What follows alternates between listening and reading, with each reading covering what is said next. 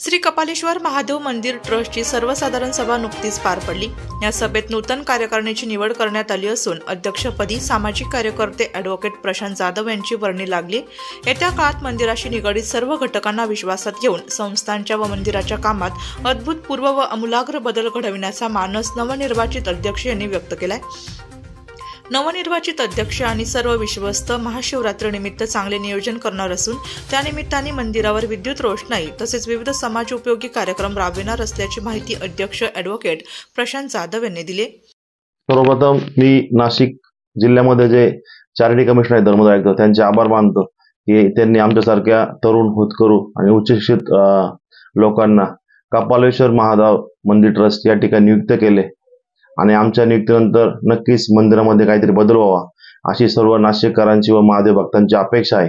त्या अनुषंगाने मागील 8 महिन्यापासून आम्ही काम चालू केल्यानंतर बऱ्याच प्रमाणात अडचणी येत गेल्या, पण कुठल्याही अडचणीला आम्ही थांबलो नाही आणि कोणालाही न घाबरता आम्ही त्या ठिकाणी आमचं काम चालू केलं। बघता बघता आम्हाला 8 महिने या ठिकाणी पूर्ण झाले आहेत।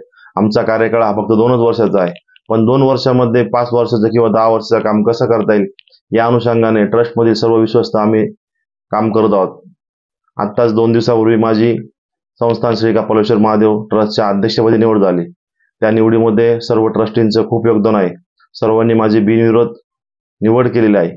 त्या निवडीमुळे नाशिक शहरातील सर्व जे तरुण युवक आहेत, जे महादेव कपालेश्वर भक्त आहेत, त्यांना आमच्याकडनं खूप अपेक्षा आहेत आणि त्या अपेक्षांपैकी काही अपेक्षा पूर्ण कराव्यात असं मलाही वाटते आणि माझं काहीतरी देवाला देणं लागतं।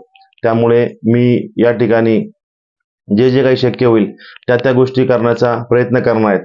तसेही मागील 6 महिन्यामध्ये जसं आपण बघितलं असेल, याआधी झालेला श्रावणाचा उत्सव असेल किंवा कुठलाही सण उत्सव असेल, त्या ठिकाणी आम्ही अतिशय उमेदीने काम केलं आहे। सकाळी पहाटे 5 वाजेपासून रात्री 2 वाजेपर्यंत कुठल्याही मंदिरात कुठलेही विश्वस्त काम करत नसतील, पण आम्हीच एक असे विश्वस्त आहोत की आम्ही त्या ठिकाणी एकदम भक्तासारखे किंवा कामगारासारखे काम करतो।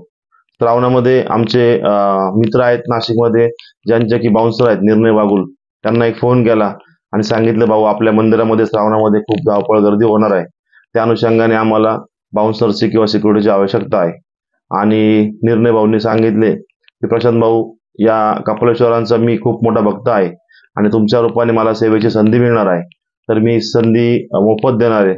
साधारण आपण जर हे काम कोणाला दिलं असते 1 लाख ते 1.5 लाख रुपये आपल्याला खर्च आला असता आणि संपूर्ण महिनाभर त्यांनी आपल्याला ही सेवा मोफत दिली। त्याबद्दल मी निर्णय बागुल यांचे आभार मानतो। नाशिकमध्ये एक नामवंत अकॅडमी आहे, सूर्य अकॅडमी। माझे मित्र नाशिक शहरामध्ये ते पोलीस आहेत, त्या अकॅडमीचे मार्गदर्शक आहेत। तसेच त्या अकॅडमीचे अध्यक्ष दिनेश चाकड, उपाध्यक्ष तुषार कैचे यांनी मोलाचे सहकार्य केले आणि दर सोमवारी 100 स्वयंसेवक ते आपल्याला मोफत द्यायचे।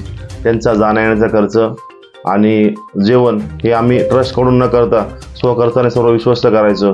असे 4 श्रावणी सोमवारी जी गर्दी होते, त्या गर्दीला सूर्य करिअर अकॅडमी नाशिक यांनी आम्हाला खूप मोलाचं सहकार्य केलं आहे, त्यांचे मी आपल्या माध्यमातून आभार मानतो। आणि जे श्रावणी सोमवार असतात, 4 श्रावणी सोमवार 2 प्रदोष होतात, त्या कार्यकाळामध्ये श्रावणामध्ये ढोल पथक जे वादन करतो आपण, पण ढोल पथक जे वादन याआधी 50,000 रुपये, 1 लाख रुपये, 70,000 रुपये असे त्यांना पैसे दिले जात होते, पण यावर्षी आम्ही सर्व विश्वासांनी विनंती केली आणि पुढाकार घेतला। या विनंतीला सर्व नाशिक शहरातील ढोल पथक यांनी मान दिला, आमची विनंती ऐकली आणि 7ही दिवस यांनी हे ढोल पथक संपूर्णपणे मोफत वाजवले। आमच्याकडनं कुठलीही 1 रुपयाची अपेक्षा न ठेवता सर्व नाशिक शहरातील ढोल पथकाने आम्हाला जी मदत केली त्याबद्दल मी पुन्हा त्यांचे आपल्या चॅनलच्या माध्यमातून आभार मानतो। कपालेश्वर मंदिरामध्ये आपण बघितलं तर खूपच वर्दळ असते आणि वर्दळीच्या काळात त्या ठिकाणी महिला भाविक येतात, पुरुष भाविक येतात आणि काही महिलांचे दागिने चोरण्याची, काही पुरुषांचे पाकिट चोरण्याची, पैसे जाण्याची वेळ बऱ्याच वेळा येते। असा प्रसंग घडल्यानंतर त्यांचे पैसे कोणी चोरले किंवा दागिने कोणी चोरले ही गोष्ट आपल्याला कळत नाही। त्यासाठी मंदिरामध्ये संपूर्ण HD नाईट विजनचे कॅमेरा लावण्याचा मानस आम्ही पूर्ण केला। त्यासाठी आम्ही ठिकठिकाणून कोटेशन मागवले। त्या कोटेशनमध्ये सर्वात कमी किमतीचे कोटेशन जे माझे मित्र आहेत महेश विश्वकर्मा यांचे होते आणि त्यांनी सांगितले की सगळ्यात कोटेशन माझं कमी असलं तरीही जे काही बिल होईल पूर्ण त्या बिलावर 50% मी तुम्हाला डिस्काउंट देईल। म्हणजेच आपल्याला त्यांच्याकडनं आपल्याला मदत झालेली आहे। साधारणतः 1 ते 1.5 लाख रुपयाचे आपण कॅमेरे मंदिर परिसरामध्ये बसवले आहेत, त्याच्यामध्ये आपल्याला 50% डिस्काउंट देणार आहेत। त्यासाठी महेश विश्वकर्मा यांनी याआधीच ट्रस्टला त्यांचा एक कोरा चेक देऊन ठेवलेला आहे. जे काही बिल आपण त्यांना पास करू त्या बिलानंतर त्यांचं बिल पास झाल्यानंतर आपण त्यांच्या अर्ध्या पैशाचा चेक आपल्या संस्थेला रिटर्न येणार आहे. म्हणजे त्यांच्या रूपात आपल्याला पुन्हा एक कपालेश्वरला सेवा मिळाली आहे आणि या सेवेमध्ये आपल्या संस्थांचे 50% पैसे वाचलेले आहेत. मंदिर इतकं मोठं आहे, मंदिराचं नावही मोठं पाहिजे, पण मंदिर परिसरात किंवा कुठल्या ठिकाणी मंदिराचे कुठल्याही प्रकारात मोठे नाव नव्हते. पण आपले सर्वांचे एक लाडके मित्र आहे जे कपालेश्वर महादेवचे भक्त आहेत, त्यांचं नाव सौरभ सूर्यवंशी आहे. यांना एक विनंती केली की आपण जे एलईडीचं काम करता त्या माध्यमातून कपालेश्वर मंदिराला आपण एक नाव द्यावे आणि त्याच्यासाठी कोटेशन पण द्यावे. पण त्या सौरभ सूर्यवंशी नावाच्या भक्ताने कुठलाही 1 रुपया न घेता अगदी मोफतपणे संस्थान श्री कपालेश्वर महादेव मंदिर पंचवटी नाशिक अशा नावाचा प्रवेशद्वाराच बोर्ड मोफत लावून दिला.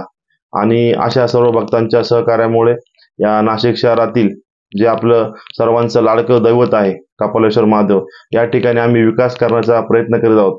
आपण मंदिरामध्ये जे काही उपक्रम करणार आहोत त्यासाठी आपण सर्व भक्तांना आणि जे विश्वस्त आहे सर्वांना विश्वासून घेण्यात काम करणार आहेत.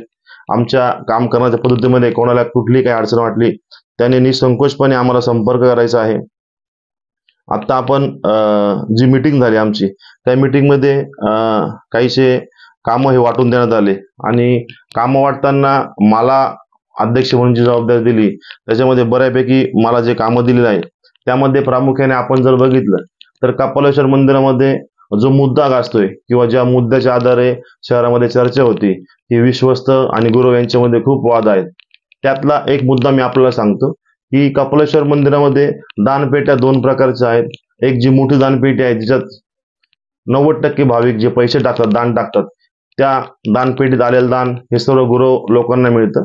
आणि एक जी छोटीशी दानपेटी आहे त्याच्यामध्ये आपल्याला जे काही दान मिळतं त्या दानामध्ये आपण कर्मचाऱ्यांचा पगार करतो. त्यानंतर उर्वरित पैशामध्ये मंदिराचा विकास काय असेल ते विकासाचं कामं करतो. तर आपल्याला लवकरात लवकर सर्व भक्तांच्या आशीर्वादाने, मदतीने आणि सहकार्याने कपालेश्वर मंदिरामध्ये जी दानपेटी आहे ती दानपेटी कशी ट्रस्टच्या ताब्यात येईल किंवा त्या पैशातून ट्रस्टने कसा उपयोग करता येईल, म्हणजे भक्ताने दान केलेला प्रत्येक त्याचा 1-1 रुपया या कपालेश्वरच्या चरणी जो अर्पण करतो तो पैसा कपालेश्वर भक्तांसाठी कसा विनियोग करता येईल आपल्याला, त्या अनुषंगाने आपल्याला काम करायचं आहे. याआधी मंदिरामध्ये श्रावण महिन्यामध्ये ज्या काही घडामोडी घडल्या होत्या त्यानंतर तिथे 2 गुन्हे ट्रस्टच्या वतीने गुरु लोकांकडून दाखल करण्यात आले होते. पण मग होते असे की विश्वस्त स्वतःच्या फायद्यासाठी कुठेही काही भांडत नाही, देवासाठी किंवा भक्तांसाठी या सगळ्या गोष्टी करतात. तर त्यासाठी सर्व भक्तांचं नेहमीच सहकार्य लाभतं. असं सहकार्य आम्हाला ठेवा, आम्ही असो किंवा नसो, पण मग जे विश्वस्त असतील आमच्या नंतरही त्या विश्वस्तांना सहकार्य ठेवा जेणेकरून कपालेश्वराचे काम चांगले होईल.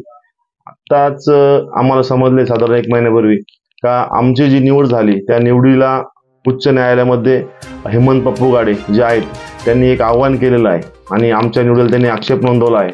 अशा प्रकारची आम्ही एक कॅविट मुंबई उच्च न्यायालयात ऑलरेडी दाखल केलं होतं. दाखल केल्यामुळे मुंबई उच्च न्यायालयाने आम्हाला याविषयी कळवले आहे. लवकरात लवकर त्याच्यावरही काहीतरी निर्णय होईल किंवा तोडगा निघेल. जर कपालेश्वर महादेवांची इच्छा असेल तर आम्ही नक्कीच या ठिकाणी विश्वस्त म्हणून राहू आणि कपालेश्वरांची इच्छा नसेल तर आम्ही त्या ठिकाणी राहणार नाही. त्यानंतर त्या ठिकाणी पाणपोईचा एक प्रश्न निर्माण झालेला आहे. आता आपण नव्याने स्नानगृह की जे महिलांसाठी स्नानगृह बनवतो आपण ते आता परत बनवतोय. त्याच्यानंतर त्याचं नूतनीकरण करतोय. आता उन्हाळा सीझन लागणार आहे, जे आपल्याकडे भक्त येतात त्या भक्तांसाठी पिण्याच्या पाण्याची सोय करणार आहोत.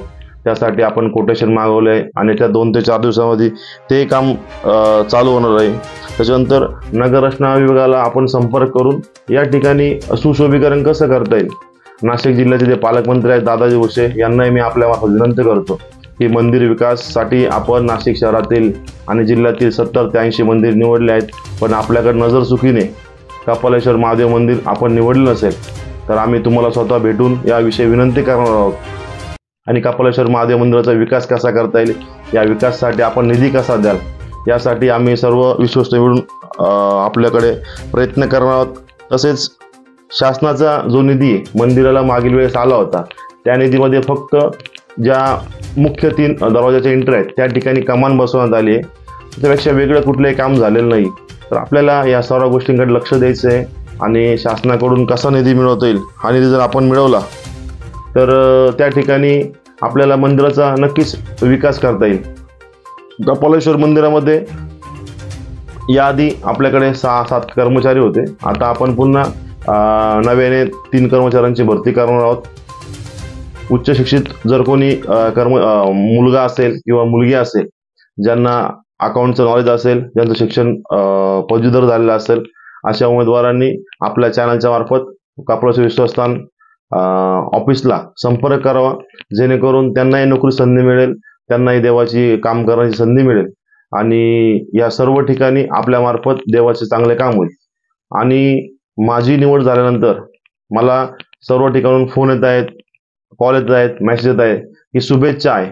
शुभेच्छा देण्यापेक्षा तुम्ही मला एक कुठलं तरी काम सांगा, जेणेकरून मी त्याच्यामध्ये बदल करून हा एक नवीन प्रकार कसा त्या ठिकाणी आपल्याला करता येईल किंवा भक्तांना कसं खुश करता येईल, याबाबत मी काम करण्यासाठी कटिबद्ध राहील. कपालेश्वर भगवान मला जशी बुद्धी देतील त्याप्रमाणे मी काम करेल. मी कुणालाही डावलून किंवा कुणाच्याही भावना दुखवून या मंदिरामध्ये किंवा परिसरात काम करणार नाही आहेत. माझ्याकडून कधी कोणाला काही बोललं गेलं असेल किंवा बोलताना काही शब्द चुकले असतील तर मी त्या ठिकाणी दिलगिरी व्यक्त करतो. आणि नाशिक शहराचे जे दैवत आहे कपालेश्वर, या ठिकाणी भाविकांची खूप आता रांग लागलेली आहे किंवा ओढ लागलेली आहे. खूप त्या ठिकाणी गर्दी होते. तर येताना भाविकांनी आपल्या मौल्यवान वस्तू मंदिरात येताना टाळाव्यात, जेणेकरून जे काही वाईट प्रकार घडतील किंवा घडणार असतील तर ते घडणार नाही. वृत्तसंकलन विभाग, नाशिक लोकशाही न्यूज, नाशिक.